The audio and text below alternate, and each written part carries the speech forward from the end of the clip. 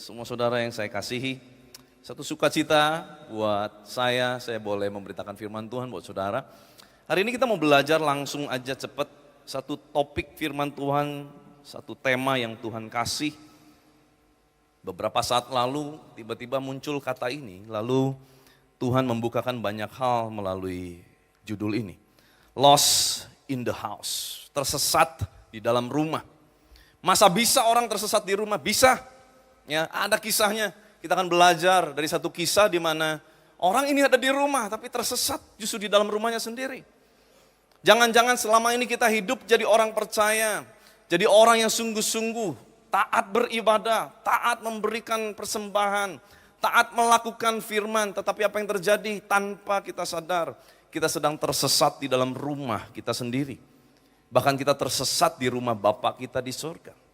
Mari kita lihat ada satu kisah di dalam Lukas pasal 15 ayat 11 sampai yang ke-32. Saya akan loncat-loncat, saudara ikuti saja, saya akan cerita kurang lebih supaya saudara punya gambaran. Ada kisah dari dua orang anak, yaitu si bungsu dan si sulung. Kisah yang cukup famous, cukup terkenal, tetapi hari ini ada satu pewahyuan yang luar biasa Tuhan akan bukakan. Yesus berkata lagi ada seorang mempunyai dua anak laki. Kata yang bungsu kepada ayahnya, Bapa berikanlah kepadaku bagian harta milik kita yang menjadi hakku. Lalu ayahnya membagi-bagikan harta kekayaan itu di antara mereka. Saudara perhatikan, harta bapaknya selama bapaknya masih hidup dibagikan kepada anak-anaknya. Bukan cuma si bungsu yang mendapatkan, tetapi si sulung pun mendapatkan. Karena harta itu diberikan, dibagi-bagikan kepada mereka. Arti kedua-duanya mendapatkan bagian. Beberapa hari kemudian, si bungsu mengambil sebuah keputusan, melakukan sebuah pilihan. Dia menjual seluruh bagiannya lalu pergi ke negeri yang jauh. Di sana ia memboroskan harta miliknya itu dengan hidup berfoya-foya.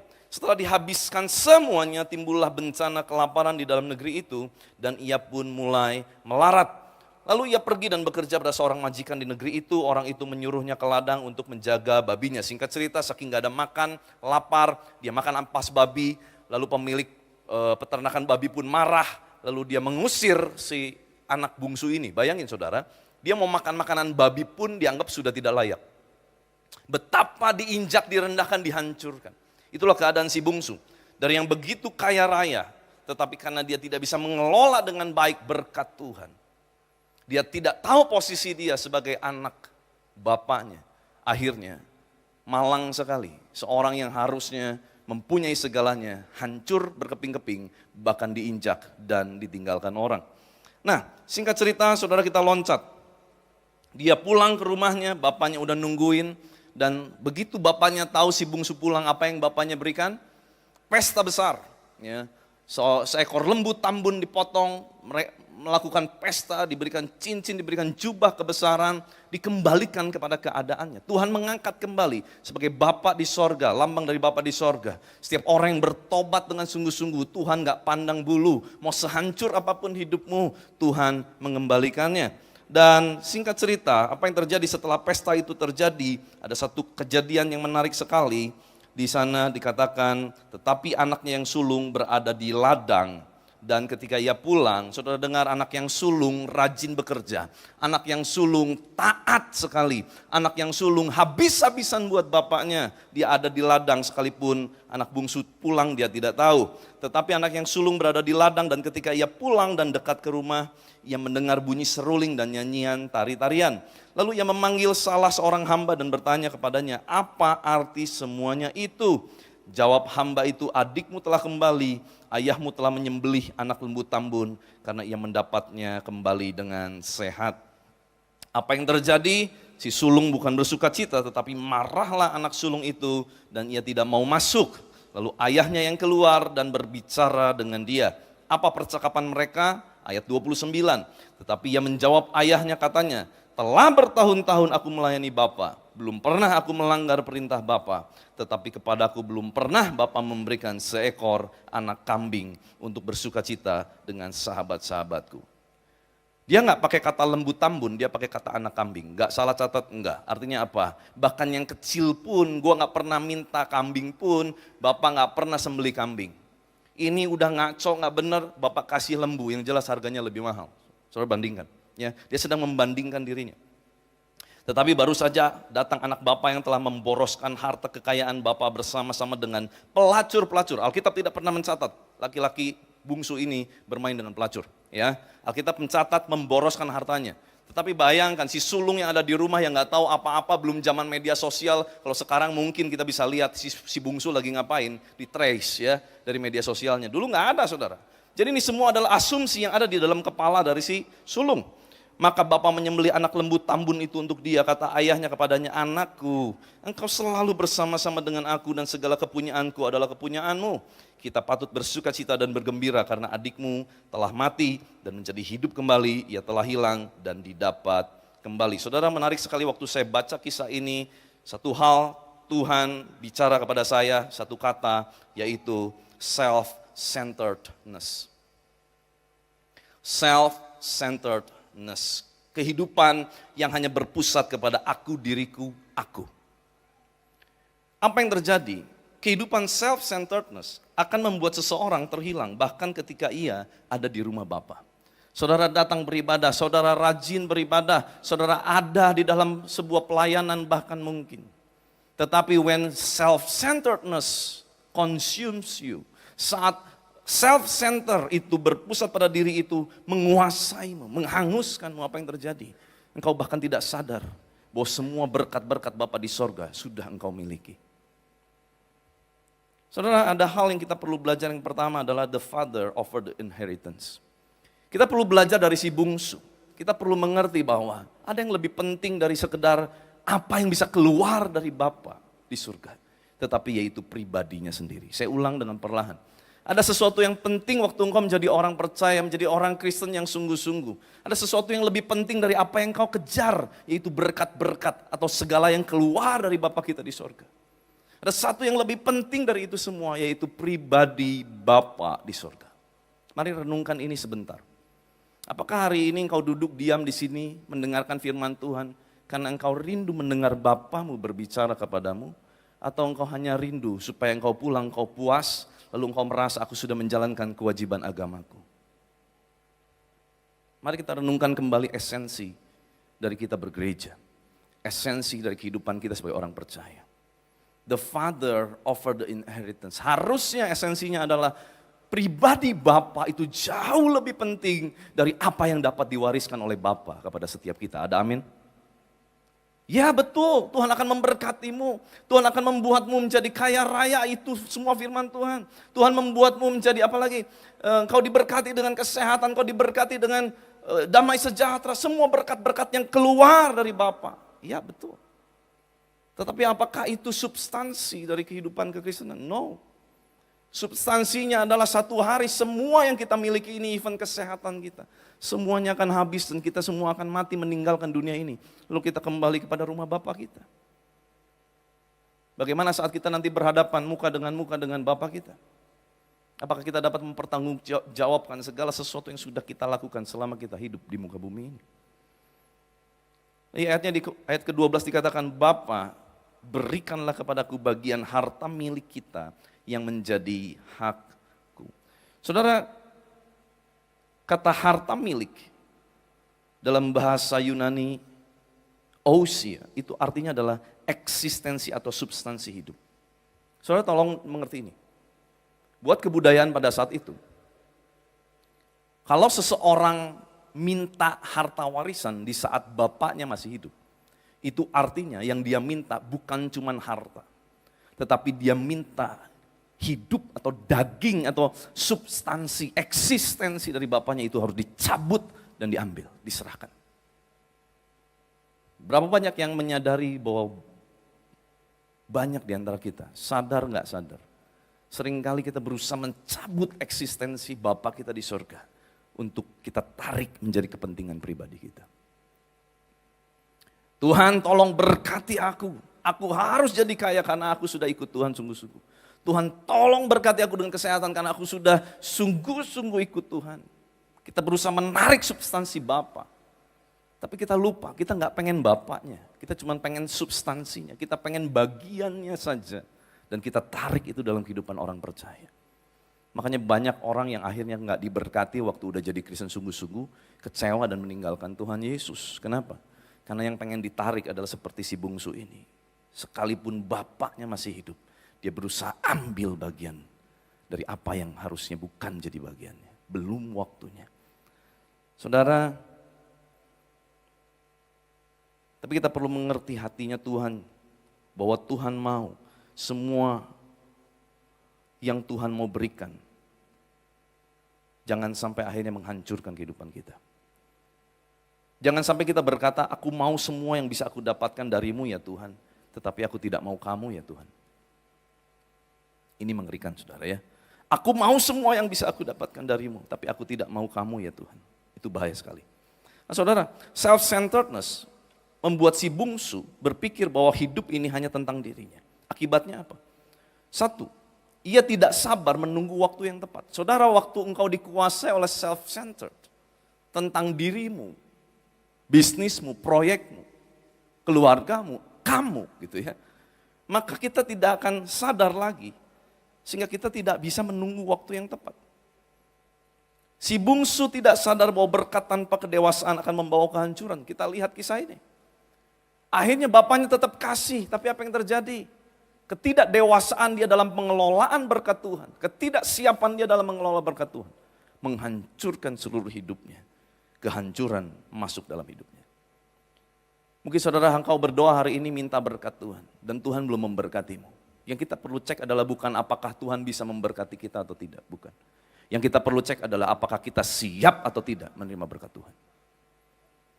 Ketidaksiapan kita menerima berkat Tuhan akan membawa kehancuran. Seorang anak muda yang saya kenal, tiba-tiba semasa orang tuanya masih hidup, dia mulai membagi warisan. Ya ini mulai sering terjadi ya di hari-hari ini. Jadi nggak nunggu orang tua meninggal, masih hidup, masih sehat, warisan semua dibagi sama anak-anaknya. Tapi apa yang terjadi? Si anak ini ternyata dia nggak siap. Tiba-tiba hidupnya berubah menjadi anak yang arogan. Usianya masih 20-an, tetapi tiba-tiba suddenly dia mendapat harta yang cukup besar. Dia mendapat profit sharing dalam perusahaan ayahnya. Dan tiba-tiba suddenly dia menjadi orang yang kaya, saudara. Lalu kita mulai melihat kenapa keadaannya mulai berubah. Kok mulai sombong? Kok mulai gak hormat sama orang tua? Dan apa yang terjadi berikutnya saudara, saya mendengar dia mulai habis-habisan investasi di saham. Dan apa yang terjadi? Saham anjlok. Dia mengalami habis semua harta yang diberikan. Why? Tidak siap mengelola. Saudara, waktu ketidaksiapanmu mengelola berkat Tuhan dan kau memaksa Tuhan memberkatimu, kehancuran sedang menantimu di depan pintu rumahmu. Saudara, Tuhan tidak hanya melihat apa yang kamu minta, tetapi apakah kamu sudah siap menerimanya. Dan kadang Tuhan tidak secara langsung, tidak segera menjawab doa. Bukan karena dia tidak mau ataupun dia tidak mampu. Tetapi karena dia tahu kalau kita menerimanya sekarang, kita akan kehilangan itu juga saat ini. Mari kita lebih bersabar dalam menanti janji Tuhan. Yang kedua kita bisa belajar adalah kita perlu mengerti the heart of God over the obedience. Betul, hari-hari ini kita harus berjalan di dalam ketaatan. Karena di khotbah awal tahun saya jelas bahwa tanpa ketaatan kita nggak mungkin menerima tuaian berkat. Kita nggak mungkin menerima tuaian apapun itu, jiwa-jiwa. No, kita harus taat. Tetapi hari ini kita mau belajar lebih dalam lagi. Yaitu the heart of God over the obedience. Betul kita harus taat, tetapi dalam ketaatan kita harus mengerti kenapa kita harus taat. Bagaimana kita bisa mengerti kenapa kita harus taat? Kita harus kembali belajar mengerti apa? Hatinya Tuhan. Kenapa sih Tuhan mendorong kita sometimes seperti kita ada di ujung lembah, bahkan kita ada di ujung jurang dalam kehidupan kita. Tuhan kenapa? Tuhan izinkan peristiwa tidak nyaman ini membuat aku ada di ujung jurang dalam hidupku. Saudara, sometimes kita merasa seperti itu. Tuhan padahal aku taat loh, aku udah sungguh-sungguh loh. Kok keadaanku sekarang memburuk? Saudara dengar ini. Waktu engkau tidak bisa melihat jalan-jalan Tuhan. Karena engkau begitu keruh dengan masalahmu. tetaplah belajar percaya kepada hatinya Tuhan. The heart of God offer the obedience. Di ayat yang ke-29 si sulung bilang begini, telah bertahun-tahun aku melayani Bapa. Saudara perhatikan kata melayani di sana. Menarik sekali waktu saya gali, kata melayani di sana, si anak sulung, dia pakai kata dulos. Lucu ya. Seorang anak tinggal di rumah, tetapi tidak pernah merasa diri sebagai anak. Dia hanya merasa dirinya sebagai keset, pembantu yang paling rendah, dulos. Kenapa kok dari seorang anak bisa muncul kata yang kasar seperti itu waktu dia berkata kepada bapaknya? Betul, kita sebagai hamba harus menjadi dulos. Ya, kita harus mengerti waktu kita menempatkan diri sebagai hamba, kita adalah dulos-dulosnya Tuhan. Tetapi jangan salah, kita pun di mata Tuhan adalah anak, sama-sama dengan saya katakan anak. Anak mendapat bagian apa yang papahnya makan di meja, anaknya akan makan yang sama. Betul? Berapa banyak orang tua di tempat ini? Apa yang saudara makan sama anak saudara makan di meja makan sama apa beda? Beda Pak, kalau saya makanannya steak, kalau anak saya sayur, wortel. Anak orang apa anak kelinci? Betul gak? Saya pun cukup kebingungan sama kedua anak kembar saya, sampai hari ini masih suka bilang gini, Papa, Mama, Cici boleh gak makan ini? Ya boleh dong, kalau gak ngapain kita siapin di meja.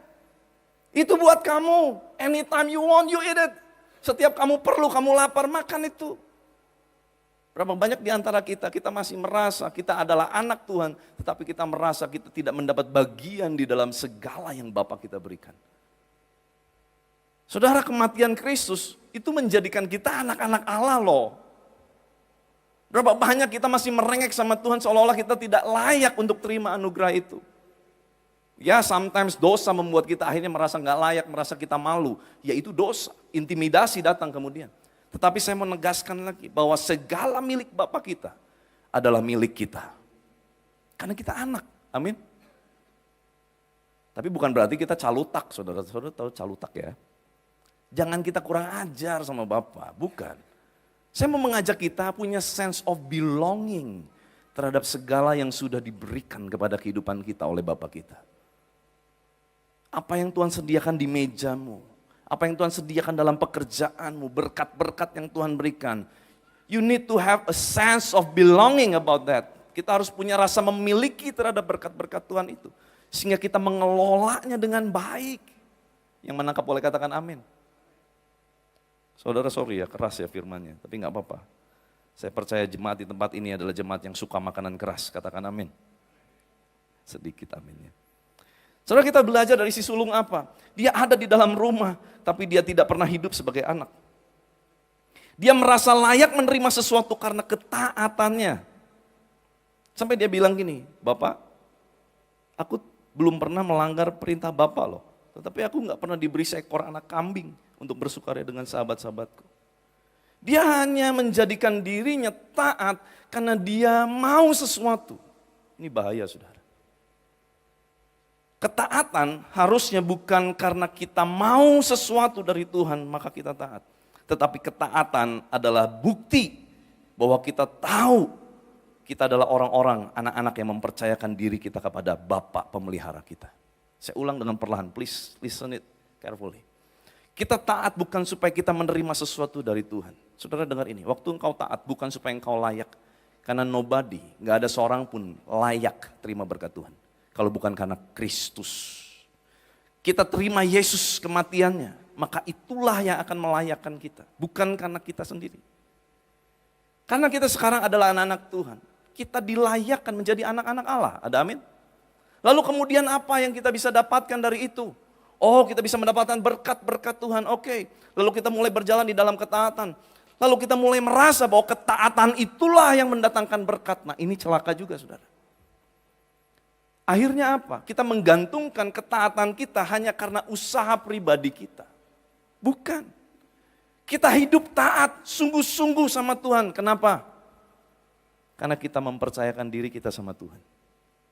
Betul nggak? Kalau saudara masih di level kita taat supaya kita jangan bangkrut, kita taat supaya kita tetap diberkati, saudara engkau salah besar. Engkau bukan anak. Anak-anak saya di rumah tidak taat gara-gara saya ngomong, gara-gara apa? Takut nanti siang gak dikasih makan. Tidak. Dia taat karena dia mempercayakan dirinya sama saya. Bahwa waktu saya bilang saya suruh lakukan itu mendatangkan kebaikan buat kehidupan dia. Mungkin gak hari itu, mungkin untuk masa depannya. Saya bilang, ayo mak belajar pianonya, ayo belajar drumnya. Kalau enggak nanti siang gak boleh makan gitu. Kalau nggak latihan piano nanti malam nggak boleh makan. Ada orang tua begitu? Nggak ada, saudara.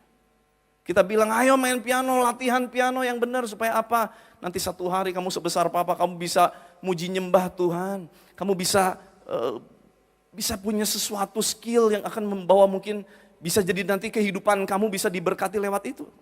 Who knows? Kita punya planning buat anak-anak kita, amin. Waktu kita minta anak-anak kita taat, harusnya anak-anak melihat bukan itu sebagai syarat untuk kita tetap bisa terima berkat, bukan. Itu syarat, karena apa? Bukan syarat, tetapi itu adalah sebuah bukti. Karena apa? Karena aku tahu mempercayakan diriku kepada orang tuaku. Waktu engkau berjalan dalam ketaatan, mari cek kembali. Apakah engkau berjalan karena engkau takut kehilangan sesuatu dalam hidupmu, maka engkau taat. Atau karena engkau percaya bahwa semua itu Tuhan suruh untuk mendatangkan kebaikan dalam kehidupan kita. Renungkan ini. Kalau saudara berjalan dalam ketaatan hari ini, karena yang kedua, karena engkau mengerti posisimu sebagai anak. Dan waktu Tuhan menyuruh kita untuk taat sekalipun itu enggak enak. Dan kita tetap lakukan. Itu bukan supaya engkau tetap diberkati, bukan.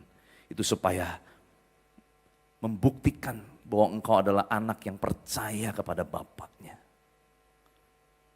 Saya berdoa sungguh-sungguh saudara semua adalah anak-anak Tuhan yang mempercayakan dirinya sungguh-sungguh kepada Bapaknya.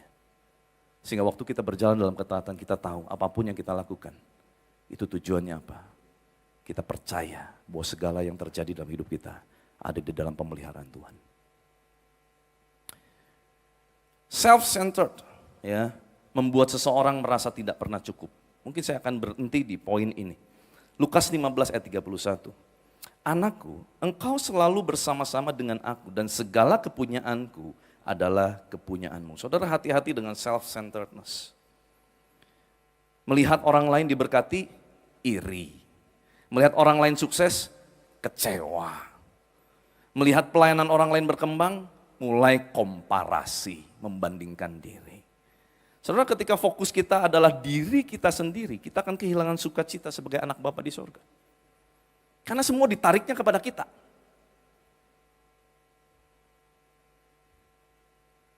Tuh, Tuhan memberkatin dia. Hidup gua susah banget. Aku, self-center kan? Kenapa kita nggak bisa ikut bahagia, lihat orang bahagia sih? Nggak ada di sini pasti ya saudara ya, karena muka-mukanya di sini nggak mungkin lah. Pasti ikut bahagia kalau orang lain bahagia, amin. Tapi ada loh orang yang nggak suka lihat orang bahagia. Tuhan kenapa dia yang diberkati bukan gua? Hidup dia juga masih gak benar kok. Wah mulai jadi hakim tuh hebat tuh. Dia masih kedugem, saya enggak Tuhan. Dia masih ngerokok, saya enggak Tuhan. Wah mulai gitu kan. Mulai menuntut balas jasa. Self-centered, ujungnya apa? Aku kan. Kenapa kita gak bisa lihat gini? Oh, puji Tuhan ini dia diberkati. Ini sebentar lagi saya juga diberkati. Wih, puji Tuhan dia udah mulai diberkati. Hidup begitu aja diberkati, oh apalagi saya. Ini Tuhan pasti mau berkati lebih lagi. Bisa nggak? Ganti point of view. Amin. Nggak ada di sini saudara ya, makanya nggak ada yang amin. Puji Tuhan. Saudara, saya tutup ya. Kita ngalir aja. Saya mau tutup dengan ayat ini. Ini ayat karena mengganggu sekali buat saya ya. Ini kisah di mana Tuhan Yesus mengulangi lagi, menjelaskan kepada setiap pembaca adalah kita harus belajar mengerti hatinya Bapa lebih dari sekedar kita cuma taat perintah Bapa. Coba kita lihat satu kisah, Lukas 17 ayat 11 sampai 19. Ini adalah kisah di mana Tuhan Yesus ketemu sama 10 orang kusta. Pernah baca kisah ini? Kita baca cepat aja. Dalam perjalanan Yesus ke Yerusalem, Yesus menyusur perbatasan Samaria dan Galilea. Ketika memasuki suatu desa, datanglah 10 orang kusta menemui dia. Mereka tinggal berdiri agak jauh, karena orang kusta nggak boleh dekat-dekat, apalagi menurut kebudayaan Yahudi. Orang kusta tuh harus menutup dirinya, menghamburkan abu di depan tanah, begitu di depan dirinya, lalu berkata, aku kusta, aku najis, jangan dekat dengan aku. Itu yang harus dilakukan oleh orang kusta. Jadi orang kusta ini jauh-jauh dari Yesus, dan berteriak, Yesus Guru, kasihanilah kami. Ya kan jauh saudara ya, dia berteriak begitu kan. Lalu Yesus memandang mereka dan berkata, perhatikan, ini sebuah perintah dilepaskan oleh Tuhan Yesus. Yesus bilang gini, pergi perlihatkanlah dirimu kepada imam-imam. Jalanlah mereka, itu perintah. Pergi perlihatkanlah dirimu kepada imam-imam. Tuhan cuma suruh begitu. Ya, ada satu perintah. Mereka taat nggak? Mereka taat?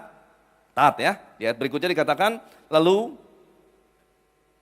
dan sementara mereka di tengah jalan, mereka menjadi tahir. Jadi mereka pergi kan, memperlihatkan diri kepada imam. Mereka belum tahir, tapi mereka taat. Lalu apa yang terjadi? Sementara di tengah jalan, belum sampai kepada imam, mereka telah menjadi tahir. Sembuh di tengah jalan. Ketaatannya belum selesai, tapi mereka sudah berjalan dalam ketaatan, suddenly sembuh itu terjadi. Tapi ayat ini dicatat di ayat 15. Seorang dari mereka, 1/10 saja, ketika melihat bahwa ia telah sembuh, kembali sambil memuliakan Allah dengan suara nyaring. Lalu tersungkur di depan kaki Yesus dan mengucap syukur kepadanya. Orang itu adalah seorang Samaria. Berarti yang 9 bisa jadi orang Yahudi.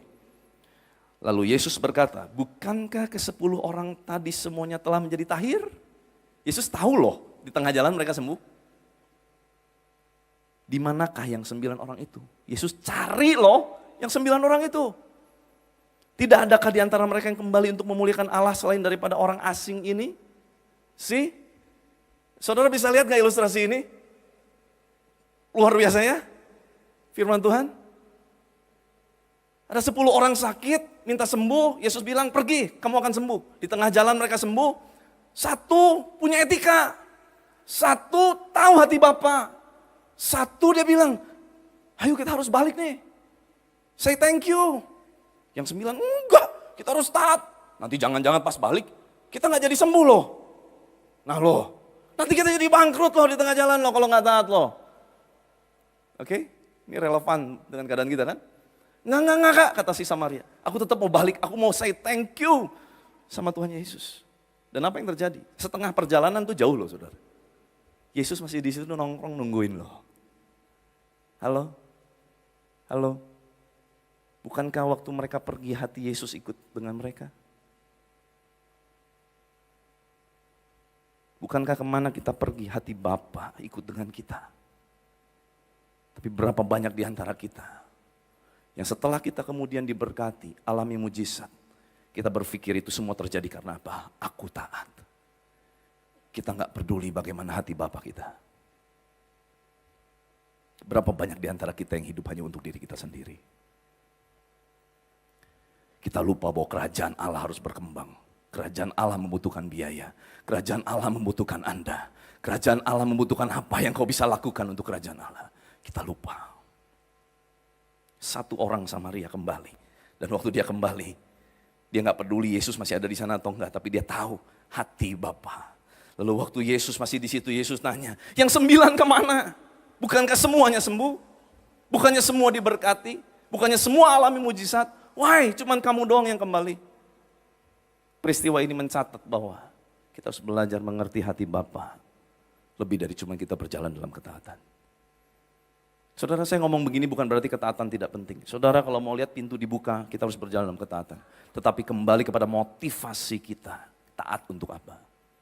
Kalau kita taat supaya kita hanya untuk diberkati, tidak diganggu setan, saudara, ketaatan kita sayang sekali. Tapi kalau kita taat karena kita mengerti hati Bapa, Tuhan suruh saya taat. Tapi keadaan kamu gak lebih baik loh, gak apa-apa. Saya tahu hati Bapa saya gak mungkin mencelakakan saya. Amin. Saudara dapat sesuatu? Saudara dapat sesuatu? Ada sebuah ilustrasi, saudara, saya undang imam musik. Ada seorang pemain pianis yang sangat luar biasa, seorang maestro. Tetapi dia mengalami namanya kesepian di tengah tepuk tangan. Seorang pianis terkenal bernama Adrian tinggal di sebuah rumah mewah bersama keluarganya. Setiap malam ia bermain piano dengan indah, menghibur banyak orang masuk di dalam rumahnya. Bahkan dia menghadirkan konser-konser yang selalu penuh dengan orang-orang yang hadir. Dan ia menerima banyak pujian daripada tamu yang hadir. Namun di dalam rumahnya sendiri Adrian adalah orang yang sulit dijangkau. Ia jarang berbicara dengan istri dan anak-anaknya. Baginya mereka hanyalah bagian dari rutinitas yang tidak sepenting karir dan pencapaiannya. Ketika anaknya meminta waktu untuk bermain bersama, ia berkata, "Ayah sibuk.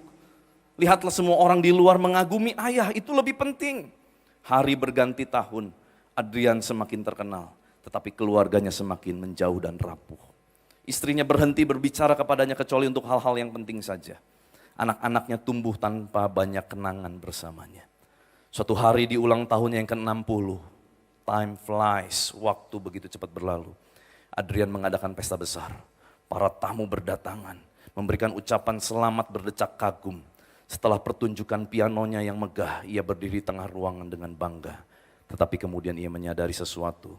Ia mencari wajah istrinya. Dia tidak menemukan senyum hangat darinya. Ia mencari anak-anaknya, tetapi mereka hanya duduk di sudut berbicara dengan orang lain tanpa melibatkannya. Rumahnya penuh dengan orang, tetapi hatinya terasa kosong. Saat itu ia sadar, ia telah menjadi pusat dunia bagi banyak orang. Tetapi justru kehilangan orang-orang yang seharusnya menjadi pusat dunianya.